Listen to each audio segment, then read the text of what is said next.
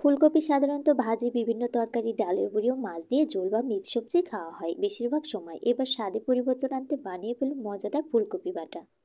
ফুলকপির এই বাটা রেসিপিটা অনেকেই হয়তো জানে না, তাদের জন্য আজকে ফুলকপির বাটা রেসিপি শেয়ার করছি। এখানে প্রথমেই ফুলকপিগুলো ভাপিয়ে নিতে হবে। এর জন্য আমি পরিমাণ মতো কড়াইয়ে জল দিয়ে দিয়েছি। এরপর দিয়ে দিচ্ছি কেটে রাখা ফুলকপিগুলো। ফুলকপির মধ্যে পরিমাণ মতো একটু হলুদ গুঁড়ো আর পরিমাণ মতো লবণ দিয়ে দেবো। এরপর খুব ভালোভাবে একটু নেড়েচেড়ে মিশিয়ে নিয়ে ঢাকনা দিয়ে ঢেকে দেবো। ঢাকনা দিয়ে ঢেকে কিছু সময়ের জন্য এভাবে ফুলকপিগুলো ভাপিয়ে নিতে হবে। ফুলকপিগুলো যখন ভাপ দেওয়া হয়ে যাবে তখন এই ফুলকপিগুলো আমি উঠিয়ে নেব। এখানে আমার ফুলকপিগুলো ভাপিয়ে নেওয়া হয়ে গেছে। এরপর আমি কড়াইতে দিয়ে দেবো সরিষার তেল। এখানে আমি পরিমাণ মতো কিছুটা সরিষার তেল দিয়ে দিয়েছি। এরপর দিয়ে দেবো ফোড়ন। এখানে আমি কালো জিরা নিয়েছি কিছুটা, আর জিরা নিয়েছি, আর নিয়েছি কুচিয়ে রাখা আদা। আর ভর্তাটাকে একটু ঝালঝাল করবার জন্য দিয়েছি কাঁচামরিচ আর শুকনো মরিচ। এরপর সবগুলো উপকরণ খুব ভালোভাবে ভেজে নেব। আপনারা চাইলে এখানে পেঁয়াজ এবং রসুনটা দিতে পারেন, আমি এখানে পেঁয়াজ রসুনটা দিই নাই। এরপর এখানে ফুলকপিগুলো দিয়ে দেবো। ফুলকপিগুলো দিয়ে পরিমাণ মতো আর একটু হলুদ গুঁড়ো আর পরিমাণ মতো লবণ দিয়ে দেবো। এরপর কিছু সময় এভাবে ভেজে নেব। ফুলকপিগুলো যেহেতু ভাপিয়ে নেওয়া সেহেতু ভাজতে বেশি সময় লাগবে না।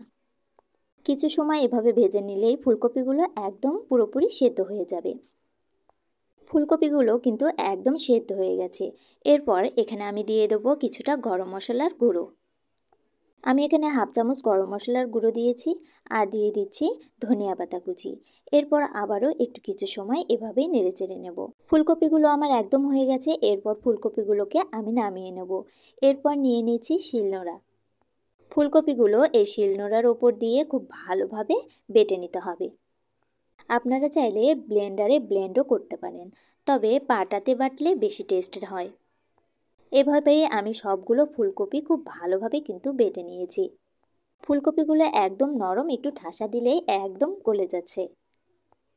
ফুলকপিগুলো যখন একদম সবগুলো বাটা হয়ে যাবে তখন এখানে আমি দিয়ে দেবো সরিষার তেল। সরিষার তেল লাস্টে দিলে খেতে আরও বেশি ভালো লাগে।